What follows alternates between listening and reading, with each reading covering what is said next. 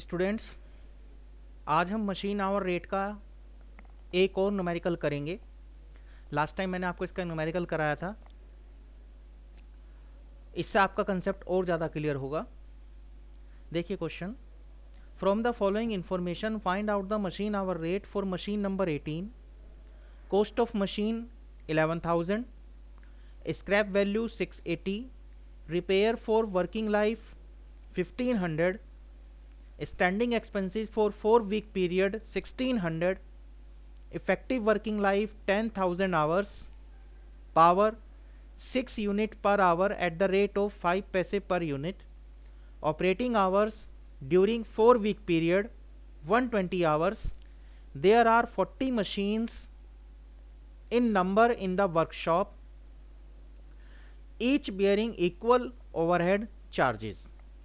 तो इस तरह से आपको एक क्वेश्चन दिया हुआ है, इसमें आपको मशीन आवर रेट जो है मशीन नंबर 18 के लिए निकालनी है। वर्कशॉप में जो मशीनें हैं वो उन्होंने बता दी हैं, 40 मशीन्स हैं।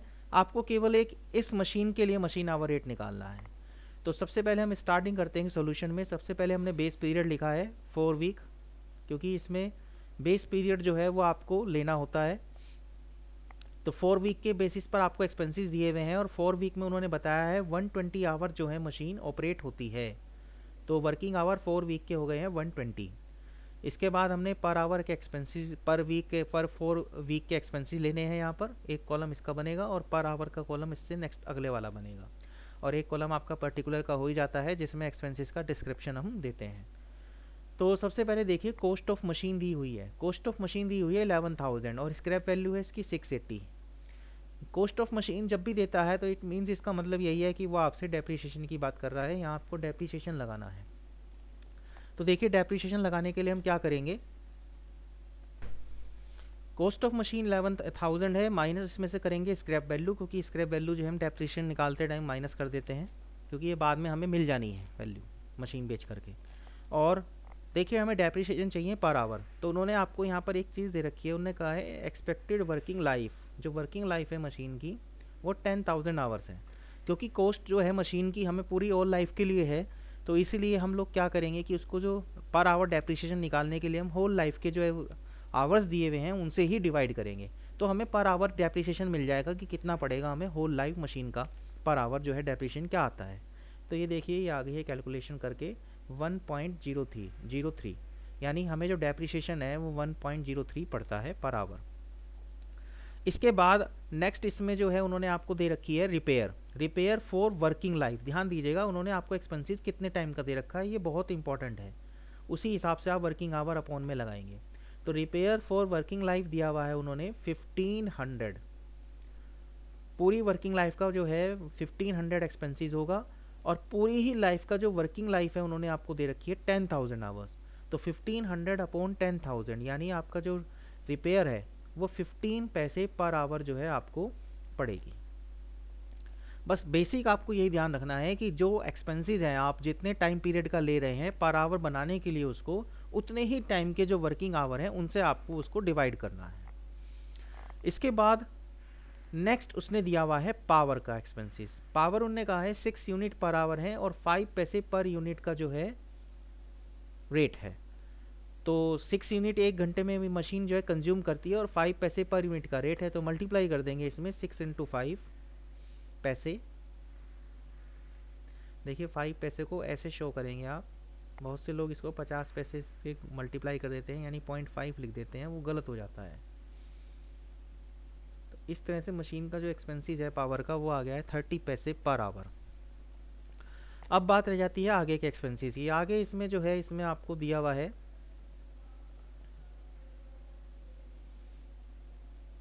ऑपरेटिंग आवर्स दिए हुए हैं।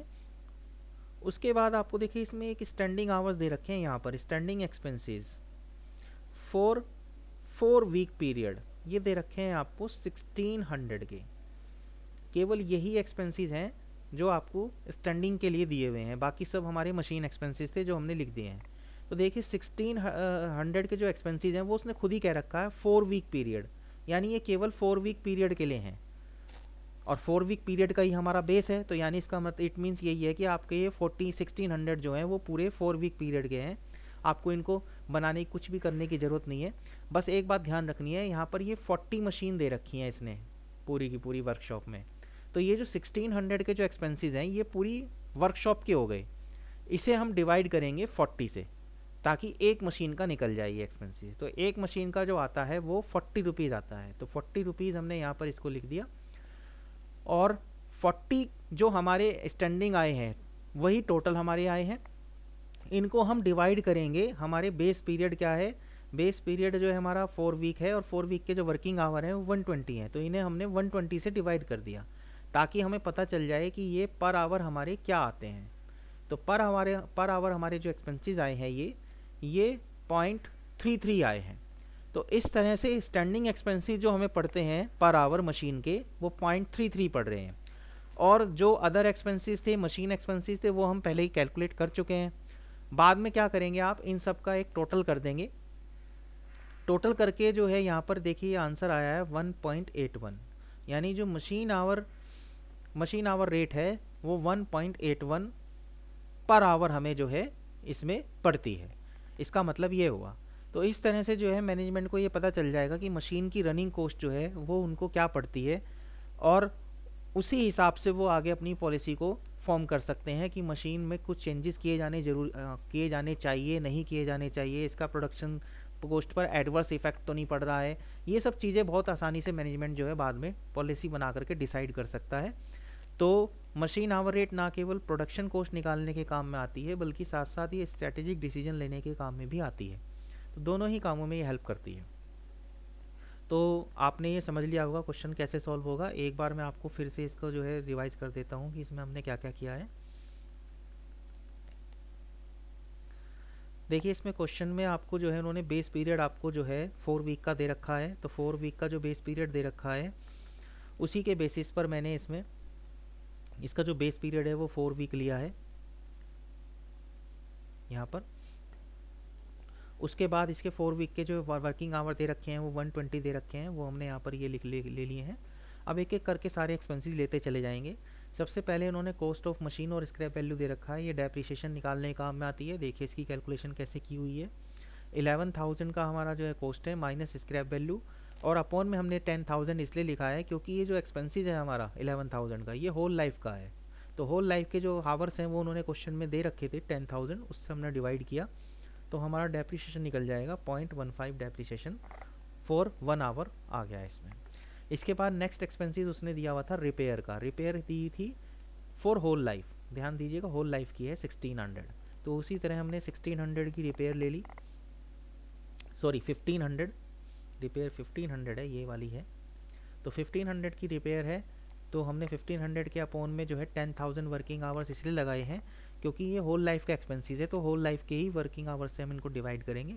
तो ये आ गया है 0.15। इसके बाद हमने स्टैंडिंग को बाद में लेंगे, ऊपर लेंगे। उसके बाद हमने पावर ली है। पावर को उसने कहा है 6 यूनिट पर आवर जो है पावर कंज्यूम होती है, 5 पैसे पर यूनिट का रेट है। इस तरह पावर जो आ गई है वो 30 पैसे आ गई है, 6 × 0.05 मल्टीप्लाई करके।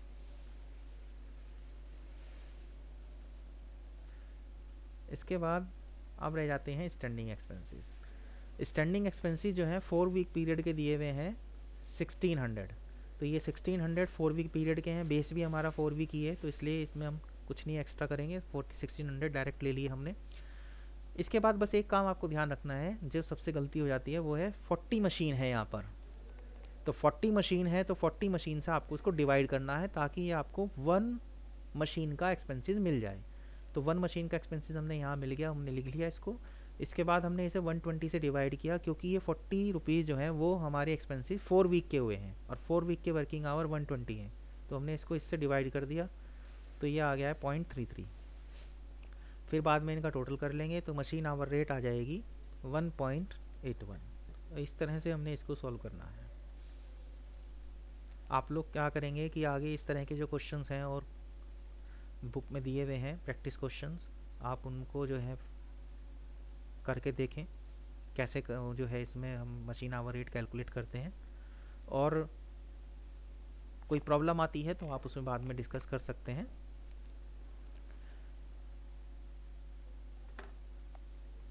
Thank you very much.